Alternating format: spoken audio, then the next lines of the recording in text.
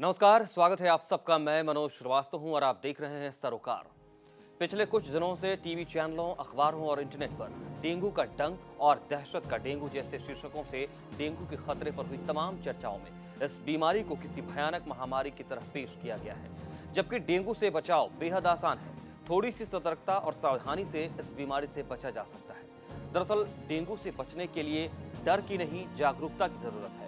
छोटी छोटी सावधानियों से डेंगू पर जीत हासिल की जा सकती है। आज सरोकार में हम आपको बताएंगे कि कैसे छोटी छोटी बातों का ख्याल रखने से ही डेंगू से बचाव किया जा सकता है। देखिए, डेंगू से मत डरो।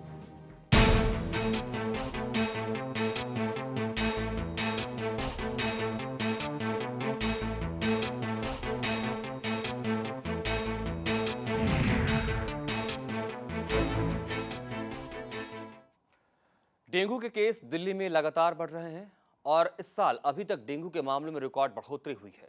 इसने आम लोगों के साथ साथ सरकार की पेशानी पर भी बल डाल दिए हैं।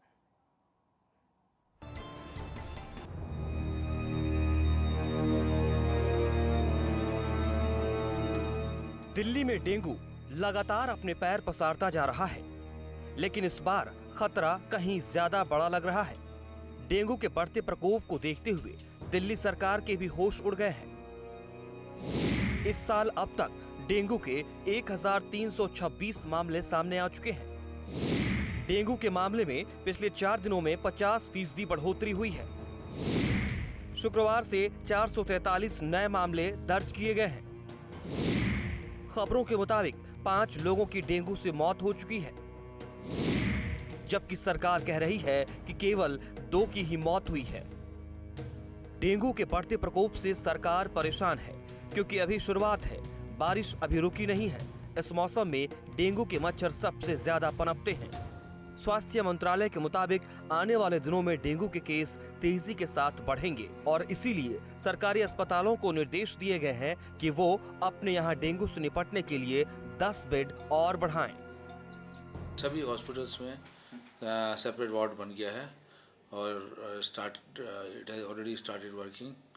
परंतु उसके अलावा भी हम जो है ये बात कर रहे हैं कि वो नंबर ऑफ बेड्स और इंक्रीज़ करें, क्योंकि अभी रेनी सीजन चल रहा है और जब तक ये रेनी सीजन चलता है तब तक जो है डेंगू के केसेस होते रहते हैं। उधर लोग डेंगू के बढ़ते मामलों के लिए सरकारी लापरवाही को जिम्मेदार ठहरा रहे हैं। प्रशासन इनको सब काम देता है, जो कर्मचारी पूरा काम नहीं करते।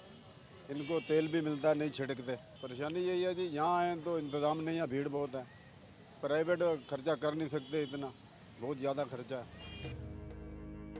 डेंगू की रोकथाम के लिए एमसीडी और सरकार तमाम तरह के दावे कर रही हैं, लेकिन इस साल डेंगू के मामलों में अभी तक हुई रिकॉर्ड बढ़ोतरी ये बताती है कि कहीं न कहीं कोई कमी है, जिसे तुरंत सही किया जाना जरूरी है।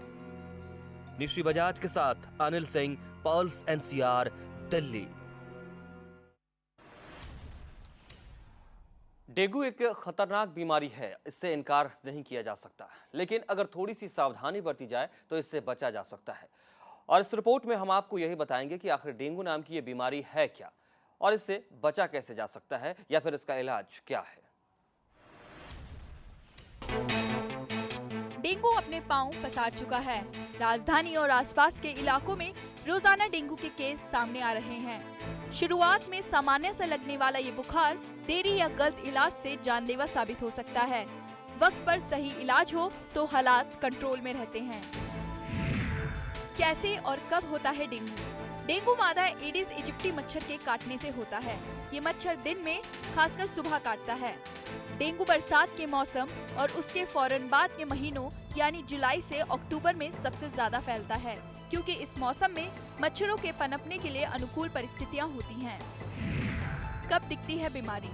काटे जाने के करीब 3 से 5 दिनों के बाद मरीज में डेंगू बुखार के लक्षण दिखने लगते हैं।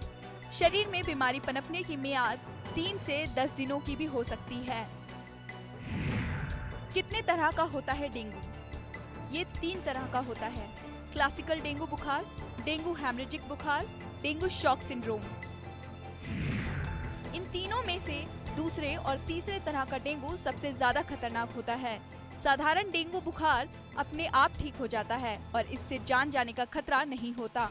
लेकिन अगर किसी को डेंगू हेमरेजिक बुखार या डेंगू शॉक सिंड्रोम है और उसका फौरन इलाज शुरू नहीं किया जाता तो जान जा सकती है। इसीलिए ये पहचानना सबसे जरूरी है कि बुखार साधारण डेंगू है या डेंगू हेमरेजिक बुखार है या फिर डेंगू शॉक सिंड्रोम है। बच्चों में खतरा ज्यादा। बच्चों का इम्यून सिस्टम ज्यादा कमजोर होता है और वो खुले में ज्यादा रहते हैं, इसीलिए उनके प्रति सचेत होने की ज्यादा जरूरत है। पेरेंट्स ध्यान दें कि बच्चे घर से बाहर पूरे कपड़े पहनकर जाएं। जहां खेलते हो वहां आसपास गंदा पानी ना जमा हो। डेंगू का कोई भी लक्षण हो तो फौरन डॉक्टर को दिखाएं। किस डॉक्टर को दिखाएं? डेंगू होने पर किसी अच्छे फिजिशियन के पास जाना चाहिए। बच्चों में डेंगू के लक्षण नजर आए तो उसे पीडियाट्रिशियन के पास ले जाएं। बरतें एहतियात। ठंडा पानी ना पिएं, मैदा और बासी खाना ना खाएं। खाने में हल्दी, अजवाइन, अदरक, हींग का सबसे ज्यादा से ज्यादा इस्तेमाल करें। इस मौसम में पत्ते वाली सब्जियां, अरबी, फूल गोभी ना खाएं। हल्का खाना खाएं जो आसानी से पच सके। पूरी नींद लें, खूब पानी पिए और पानी को उबाल कर पिए। डेंगू से कैसे बचें? एडीज मच्छरों को पैदा होने ना दें। एडीज मच्छरों के काटने से बचाव करना जरूरी है। मच्छरों को पैदा होने से रोकने का उपाय करें। घर या ऑफिस के आसपास पानी जमा ना होने दें। गड्ढों को मिट्टी से भर दें। रुकी हुई नालियों को साफ करें। रूम कूलर, फूलदान का सारा पानी हफ्ते में खाली करें। उन्हें सुखाएं और फिर भरें। घर में टूटे फूटे डिब्बे, टायर, बर्तन, बोतलें आदि ना रखें। डेंगू के मच्छर साफ पानी में पनपते हैं, इसीलिए पानी की टंकी को अच्छी तरह बंद करके रखें। घर के अंदर सभी जगहों में हफ्ते में एक बार मच्छरनाशक दवा का छिड़काव करें। ध्यान दें, इन दिनों बुखार होने पर सिर्फ पैरासिटामोल लें। एस्प्रिन जैसे ब्रूफिन और कॉम्बिफ्लिम बिल्कुल ना लें, क्योंकि अगर डेंगू है तो एस्प्रिन या ब्रूफिन आदि लेने से प्लेटलेट्स कम हो सकती हैं और शरीर में ब्लीडिंग शुरू हो सकती है। Bureau report, pulse NCR. तो वाकई डेंगू की स्थिति गंभीर हो चली है और इससे बचने के लिए आपको उपाय करने होंगे। कुछ उपाय आपको हमने बताए हैं, लेकिन इससे ज़्यादा अगर स्थिति और गंभीर होती है तब और क्या उपाय किए जा सकते हैं। और अगर आपको लगता है कि बुखार है आपको या थोड़ी सर्दी खांसी हो रही है और फिर भी आपको ये कह दिया जा रहा है कि डेंगू हो सकता है आपको, तब उस कन्फ्यूजन से निकलने के लिए तरीका क्या हो सकता है, ये तमाम बातें आपके लिए ज़रूरी होंगे और आज आपको हम ये सारी बातें बताएंगे। डिबेट में आगे बढ़ेंगे और दो खास लोग इस वक्त मेरे साथ जुड़ेंगे इस डिबेट में। मेरे साथ डॉक्टर मोनिशा जुड़ेंगी। डॉक्टर मोनिशा से इस मसले पर हम बहुत विस्तार से बात करेंगे। डॉक्टर, बहुत स्वागत है आपका हमारे शो पर। हमारे साथ हमारे संवाददाता निशी बजाज भी जुड़ेंगी, जो लगातार इस केस को कवर कर रही हैं और अलग अलग इलाकों में, अलग अलग हॉस्पिटल्स में किस तरह की तैयारियां सरकारी स्तर पर हो रही हैं, तमाम बातों की जानकारी वो लगातार इकट्ठा कर रही हैं। निशी, सबसे पहले एक बार आपके पास आना चाहूंगा, किस तरीके के हालात डेंगू को लेकर के इस वक्त राजधानी में नजर आते हैं? जी बिल्कुल मनोज, जैसे कि बताया कि एक पैनिक सा फैल गया है लोगों में। हालांकि ये जो डॉक्टर्स का ऐसा मानना है कि ये एक वायरल है और इसको ज़्यादा एक हौवे की तरह ना लें या एक बड़ी मेजर डिसीज़ ना लें, क्योंकि ये एक वायरल है और इसी वायरल का कहीं ना कहीं लोगों में पैनिक आ गया है। जहाँ तक स्थिति की बात है, हम तमाम अस्पतालों में गए हैं। सरकारी अस्पतालों में तो हालात इस कदर हैं कि वहाँ पर जो पेशेंट है उसको प्लेटलेट सेपरेटर की ही सुविधा नहीं मिल पा रही है। तो इससे बढ़कर और क्या होगा। हालांकि जो दिल्ली नगर निगम के हॉस्पिटल्स हैं उसमें सिर्फ एक ही हॉस्पिटल है, बाड़ा हिंदूराव, जहां पर प्लेटलेट सेपरेटर की सुविधा है। उसके अलावा कहीं पर भी जो स्वामी दयानंद अस्पताल है वहां पर भी ऐसा कहा गया था, लेकिन वहां पर भी प्लेटलेट सेपरेटर नहीं है। इसके साथ ही अगर मरीजों की जो पेशेंट हैं उनको किस तरह से ट्रीट किया जा रहा है, आखिर उनकी किस तरह से देखरेख की जा रही है। प्राइवेट अस्पतालों में जो जिन भी मरीजों से आज हम मिले हैं, तो कई ऐसे जो मरीजों के रिश्तेदार थे उनका ऐसा कहना था कि उनकी मजबूरी है प्राइवेट हॉस्पिटल में आना कहीं ना कहीं, क्योंकि जो सरकारी अस्पताल हैं वहाँ पे हालात इस कदर हैं कि बेड नहीं है। वहाँ पे कई ऐसे हॉस्पिटल हैं बड़े, वहाँ पर बेड नहीं मिले और उसकी वजह से इनको प्राइवेट हॉस्पिटल में आना पड़ा। तो देखा जा सकता है कि कहीं ना कहीं इस वायरल को समय रहते अगर प्रशासन तमाम स्टेप उठाए, जैसे कि जगह जगह जाकर, कुछ लोगों का ये भी सुझाव काफ़ी अच्छा लगा। कुछ लोगों से जब बात की कि उन्होंने बताया कि वो जिस एरिया में रह रहे हैं वहाँ पे फॉगिंग नहीं होती, जिस एरिया में रह रहे हैं वहाँ पे चेकर्स नहीं आते। तो अगर प्रशासन की तरफ से जो भी पैसा खर्च किया जाता है, ऐसा नहीं है कि पैसा खर्च नहीं किया जाता, करोड़ों रुपया इस एक अलग से बजट बनाया जाता है डेंगू से पहले, इस सीज़न से पहले बनाया जाता है, जिसमें कहा जाता है कि निगम के जो अधिकारी हैं वो हर घर में जाएंगे और लोगों को जागरूक करेंगे। लेकिन जैसे जैसे ये बीमारी बढ़ती है, जैसे जैसे ये मौसम आता है, सीज़न आता है, जैसे जैसे मौसम में बदलाव होता है, कहीं ना कहीं जो निगम के कर्मचारी हैं उनकी लापरवाही सामने आ जाती है। कई लोगों ने कहा कि वो जिस इलाके में रह रहे हैं वहाँ पे फॉगिंग ही नहीं हो रही है, वहाँ पे कोई चेकर ही नहीं आ रहा है। तो इसको निपटा जा सकता है इस बीमारी से अगर प्रशासन सतर्कता जी, बरते, तो लापरवाही वहीं पर है। तमाम तरीके की लापरवाही भी सामने है और डेंगू को लेकर के गंभीरता और शायद इसीलिए बढ़ती चली जा रही है, इसीलिए और ज़्यादा मुश्किल में मरीज अपने आप को पा रहे हैं। हमारे साथ डॉक्टर मनीषा भी बनी हुई है, डॉक्टर मनीषा का रुख करेंगे और इनसे भी हम कुछ समझना चाहेंगे। डॉक्टर मनीषा, ये डेंगू को मेडिकल टर्म में किस तरीके से समझा जाए कि लोगों की ये समझ में आ पाए कि दरअसल उन्हें एक मौसमी बदलाव के तौर पर बुखार है या थोड़ा सा सर्दी जुकाम हो गया है या वाकई डेंगू है, ये समझना बड़ा मुश्किल हो रहा है इस वक्त खास करके। जी, देखिए डेंगू के जो लक्षण हैं, ये बुखार जो है फीमेल एनोफिली एडीज़ इजिप्शिया मॉस्किटो के काटने से होता है। 2 से 7 दिन के बीच में इसका बुखार शुरू हो जाता है इंक्यूबेशन पीरियड के बाद। और जो बुखार है वो सडन ऑनसेट है, एकदम तेज बुखार आया, बॉडी एक बहुत ज़्यादा होता है, ऐसे लगता है जैसे किसी ने मारा है। ब्रेक बोन फीवर इसलिए इसको कहा जाता है। हड्डियों में दर्द, मांसपेशियों में दर्द, इस तरीके का दर्द है। साथ साथ में बॉडी में कभी मीजल्स जैसा एक रैश होता है, लाली आ जाती है चेहरे पर, और जो थोड़े फेयर लोग हैं उनमें वो क्लियरली दिखाई देता है। कमर पे हल्की लाली आ जाती है, जो अगर प्रेस करें तो वो ब्लैंचिंग होती है और फिर दोबारा से वो लाल हो जाता है। तो इस तरह से हम इसको आइडेंटिफाई कर सकते हैं कि ये डेंगू के सिम्टम्स हैं। थोड़ा सा मतलब जो एक सामान्य बुखार या परेशानी है उससे अलग ये जी। सिम्टम्स आपको मिलेंगे, तब आप सीरियस हो जाएं और आप अलर्ट होकर के इसको चेकअप के लिए आगे बढ़ें आप। इसके अलावा बहुत सारी और ऐसी बातें हैं जिनको जानना आपके लिए जरूरी है और बार बार हम इस कार्यक्रम के जरिए आज यही कह रहे हैं कि डरने की जरूरत नहीं है, इससे मुकाबला कैसे करें और कैसे हम फिर से स्वस्थ हो जाएं, हमें ये जानना जरूरी है, क्योंकि अब परेशानी आई है तो उससे निपटना होगा, आगे निकलना होगा और ये प्रयास हम कर रहे हैं। छोटा सा ब्रेक यहाँ पर लेते हैं, जल्दी ही लौटेंगे।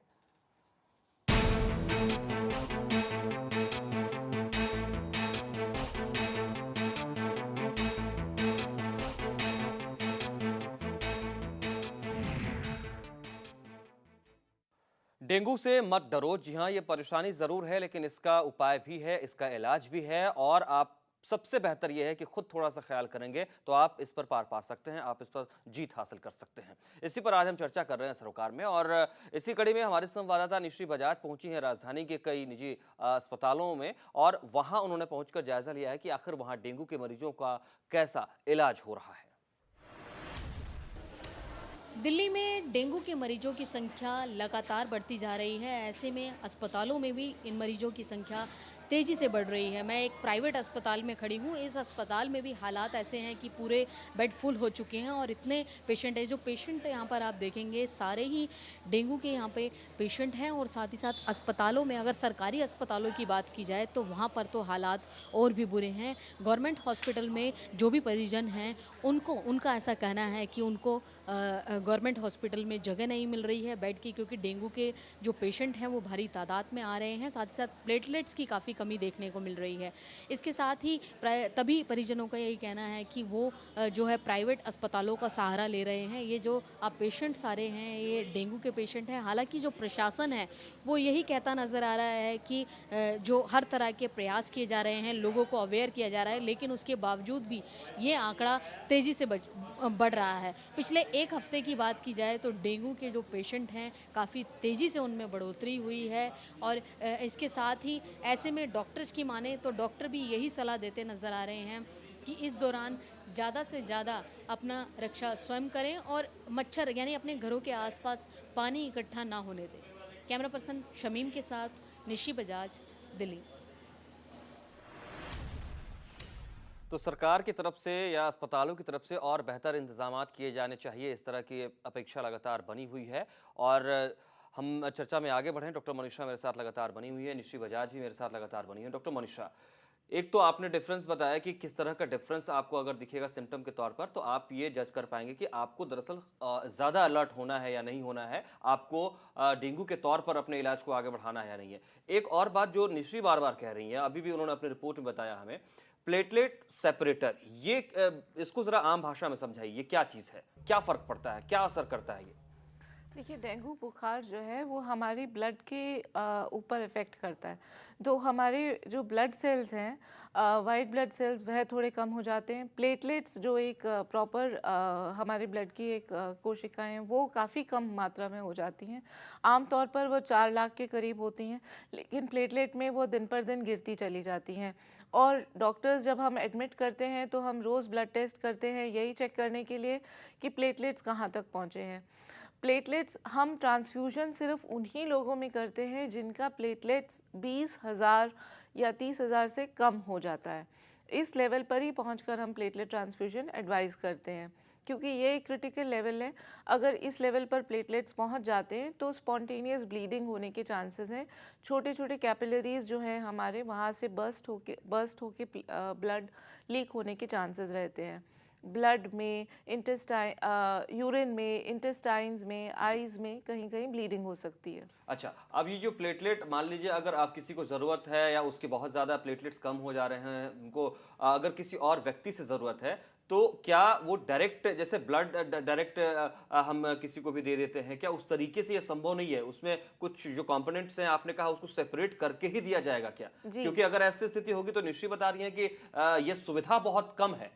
जी, ये एक मशीन होती है जो सेपरेटर होता है, जो ब्लड का जो नॉर्मल आपका बाकी ब्लड तो पेशेंट की बॉडी में जो डोनर है उसकी बॉडी में वापस भेज देता है, और सिर्फ प्लेटलेट्स का जो पोर्शन है, जो एक थोड़ा सा पोर्शन होता है, वो निकाल लेता है खाली, और वो ही स्पेशली ट्रांसफ्यूज़ करा जाता है। लेकिन अगर बाय द वे ऐसा हो रहा है कि प्लेटलेट्स बिल्कुल ही नहीं मिल रहे हैं, तो नॉर्मल ब्लड भी हम ट्रांसफ्यूज़ होल ब्लड भी कर सकते हैं। ऐसे में होल ब्लड जो पूरा कॉन्स्टिट्यूएंट है वो भी। अच्छा निश्चय, आप देखिए, ये एक तो स्थिति ये है कि उसके लिए उपाय क्या है, लेकिन जो आपने बात कही है कि प्लेटलेट सेपरेटर की व्यवस्था ही कम है अगर राजधानी में, क्या इस ओर सरकार ने सोचा नहीं? क्योंकि ये बीमारी, ये परेशानी नई नहीं है, हर साल ये खतरा बरकरार है और बढ़ता जा रहा है। जी देखिए मनोज, इसमें सबसे बड़ी दिक्कत ये आ रही है कि एक हॉस्पिटल से दूसरे हॉस्पिटल में ट्रांसफ़र किया जा रहा है। वजह यही है ब्लड की। इसका एक उपाय, जैसे कि डॉक्टर साहिबा ने बताया कि इसका एक उपाय है, लेकिन उसके साथ साथ जो पेशेंट हैं या उनके जो रिलेटिव्स हैं, उनका ये कहना है कि एक ही हॉस्पिटल में, जैसे कि एक वायरल आता है, उस टाइम पे ऐसी कंडीशन हो जाती है कि किसी दूसरे में ट्रांसफ़र करना बहुत मुश्किल हो जाता है। तो कई ऐसे हॉस्पिटल हैं, जैसे कि मैंने बताया कि एमसीडी का सिर्फ एक ही हॉस्पिटल है। एमसीडी के अब ईस्ट दिल्ली में अगर किसी को इस तरह की, खुदा ना खास्ता किसी को इस तरह की दिक्कत आ जाती है, कोई डेंगू का पेशेंट होता है, तो उसको सीधा आसपास के सरकारी हॉस्पिटल में ले जाया जाता है। लेकिन सिर्फ जीटीबी हॉस्पिटल ही ऐसा है जहाँ पे प्लेटलेट सेपरेटर है। उसके अलावा एमसीडी का जो दयानंद हॉस्पिटल है, वहाँ पर ये तरह की सुविधा नहीं है। वहाँ पे जो भी पेशेंट जाता है उसको ट्रांसफ़र कर दिया जाता है किसी दूसरे हॉस्पिटल में। तो अगर प्रशासन इस ओर गौर करे, हमने ये भी पता लगाने की कोशिश की है कि आखिर ये जो प्लेटलेट सेपरेटर की हम बार बार बात कर रहे हैं, क्या ये बहुत महंगी, एक्सपेंसिव है कि इसको नहीं खरीदा जा सकता है या कुछ है? लेकिन ऐसा भी कुछ नहीं है। डॉक्टर्स ने कहा है कि ये काफ़ी महंगी मशीन नहीं है कि इसको नहीं लाया जा सकता, जहाँ इतने बड़े पैमाने पे अस्पताल चलाए जा रहे हैं। और हर साल, जैसे कि मनोज आपने भी अभी ये क्वेश्चन किया कि हर साल, कोई पहली बार नहीं है कि डेंगू के इस तरह के केसेस आए हैं। पिछले कई सालों से लगातार ये केसेस आ रहे हैं। 2010 में काफ़ी स्थिति ऐसी थी। तो ऐसे में प्रशासन अगर चाहे तो वो स्टेप ले सकता है। बिल्कुल, और लेना चाहिए। मुझे लगता है कि स्टेप लेने में अब देरी नहीं करनी चाहिए, क्योंकि ये स्थिति लगातार गंभीर होती चली जा रही है। डॉक्टर मनीषा, खान पान को लेकर के बहुत सारी बातें हैं, वो लगातार हम अपने रिपोर्ट्स में भी दिखला रहे हैं, लेकिन कुछ एक बातें देखिए और है जो हम पर्सनली भी कई बार चर्चा में ये कहते हैं। कुछ एक बातें जो आई हैं सामने, जैसे कि अगर प्लेटलेट बढ़ाना हो तो बकरी का दूध का इस्तेमाल करना या पपीते के पत्ते का रस का इस्तेमाल करना, क्या कारगर है? ये आप इसको ऑथेंटिक मानते हैं, ये सही है? कुछ और ऐसे उपाय किए जा सकते हैं? देखिए ये प्रॉपरली डॉक्यूमेंटेड है या नहीं, आई कैन नॉट से कि इसके ऊपर प्रॉपर रिसर्चेज हुए हैं कि नहीं, लेकिन हम भी अपने पेशेंट्स को कह रहे हैं और पेशेंट्स यूज़ भी कर रहे हैं, हम नहीं भी कह रहे तो भी दे आर यूजिंग, पपीते के पत्ते ले रहे हैं और पपीता वैसे भी एंटीवायरल है तो पपीते का इस्तेमाल किया जा सकता है। दूसरा जो हमारे इम्यूनिटी बूस्टर्स हैं, जैसे कि हम अच्छे विटामिन्स लें, विटामिन सी रिच खाना लें, विटामिन ई ए, ये जो रिच खाना है ऐसे फ्रेश जो हैं तो इनसे इम्यूनिटी बूस्ट होती है और हम नॉर्मली इन्फेक्ट नहीं होते ऐसी चीज़ों से। अच्छा, नॉर्मल वायरल अगर है मान लीजिए घर में, क्योंकि सीजन ही ऐसा चल रहा है इस वक्त, तो घर के अन्य सदस्यों को क्या प्रिकॉशन लेना है? क्या उन्हें भी अलर्ट रहना होगा?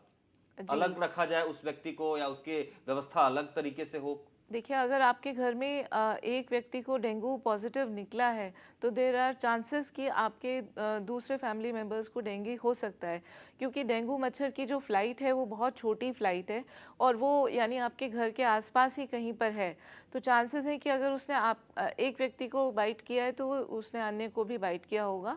सबको मॉस्किटो बाइट से प्रिवेंशन के उपाय करने चाहिए। लॉन्ग स्लीव्स के कपड़े पहने, जब सुबह और शाम दोनों टाइम दरवाजे और नेट विंडोज़ को नेट वाले दरवाजे लगा के बंद करें। मॉस्किटो रिपेलेंट्स का दिन में भी इस्तेमाल करें और शाम को भी इस्तेमाल करें। स्कूल जाने वाले बच्चों को फुल स्लीव के कपड़े पहना के भेजें, फुल लेंथ की पैंट्स पहनाएं। खेलने के वक्त भी उनको इसी तरह के कपड़े पहनाएं। उनको ओडोमॉस और जो भी मॉस्किटो रिपेलेंट ऑइंटमेंट्स हैं वो लगा के रखें। यानी इन तमाम बातों का ख्याल रखा जाए तो आप खुद इस बीमारी को दूर कर सकते हैं अपने आप से और आपको शायद डॉक्टर तक जाने की ज़रूरत ना पड़े। डॉक्टर चाहते नहीं है कि वो आप उन तक आए या मरीज उन तक आए, वो चाहते हैं कि आप स्वस्थ हो। आप उनके पास जाते हैं तो भी वो आपको स्वस्थ करके ही भेजना चाहते हैं, यही उनकी कोशिश होती है। तो इससे बेहतर ये भी है कि आप भी, खास करके मौसम अभी बदलाव का चल रहा है, तो खुद इन बातों का ख्याल रखें ताकि आपको इस बीमारी की चपेट में न आना पड़े। बहुत बहुत शुक्रिया आपका डॉक्टर मनीषा, हमारे साथ जुड़े रहने के लिए, इस कार्यक्रम में बहुत इंपॉर्टेंट इन्फॉर्मेशन शेयर करने के लिए। और बहुत शुक्रिया आपका निशी बजाज, लगातार कार्यक्रम में हमारे साथ बने रहने के लिए। और सरकार के गंभीरता इस ओर और आनी चाहिए, ये हम उम्मीद करते हैं, क्योंकि ये बीमारी हर साल लगातार बढ़ती जा रही है और इसकी गंभीरता बढ़ती चली जा रही है। तो प्लेटलेट सेपरेटर की स्थिति जो है उसको बेहतर करने के लिए नए मैकेनिज्म, नए तरीके के फंड को रिलीज किए जाने के लिए नई नीतियां जरूर बनानी चाहिए। शुक्रिया आप तमाम दर्शकों का। फिर होगी आपसे मुलाकात सरोकार में।